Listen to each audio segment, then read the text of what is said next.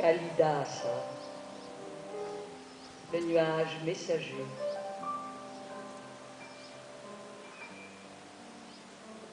Un certain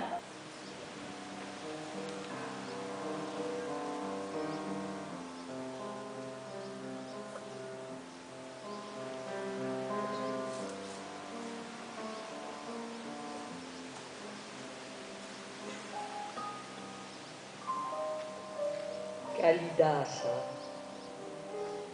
le nuage messager.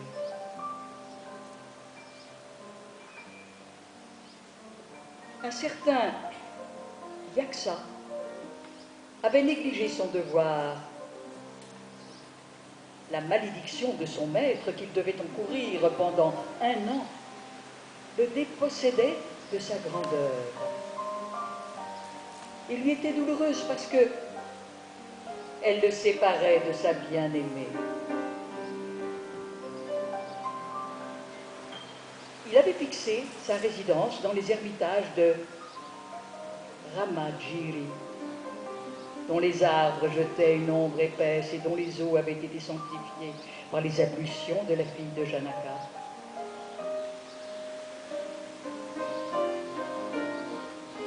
Séparé de sa femme et languissant du désir, il lui envoie un message porté par un nuage.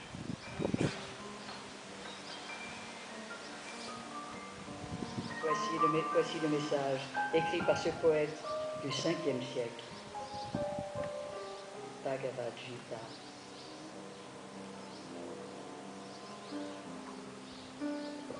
Écoute maintenant, ô nuage, que je t'explique le chemin qu'il convient de suivre. Tu prêteras ensuite à mon message une oreille attentive.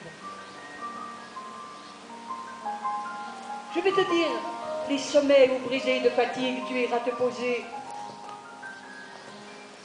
Je vais te dire les rivières dont amaigri tu boiras l'eau légère.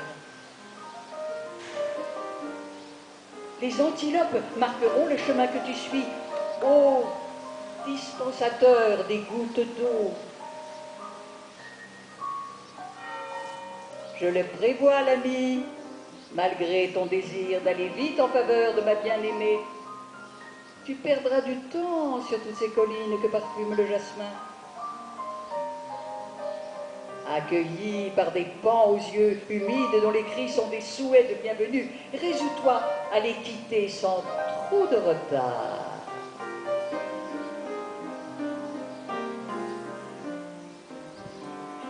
Ta fatigue passée, poursuis ta route, arrosant dans les jardins de tes gouttes d'eau nouvelles les boutons en grappe des jasmins nés sur les bords de la banane Adi.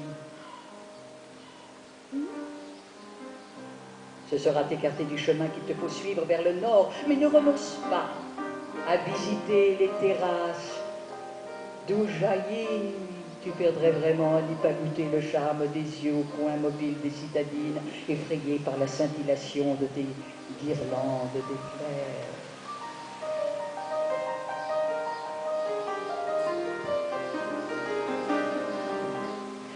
Posé sur le monticule au gracieux sommet que je t'ai dit, réduis aussitôt ta taille à celle d'un très jeune éléphant.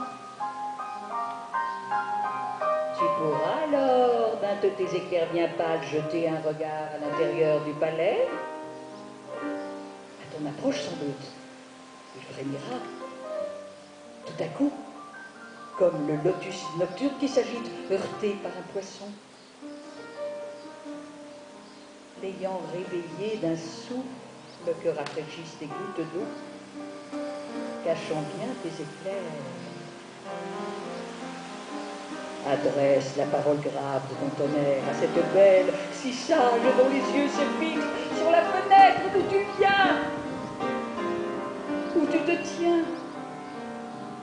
Les brises des montagnes neigeuses ont fait brusquement éclater les bourgeons des déodars et courent vers le sud odorante de la résine écoulée. Je leur ouvre mes bras.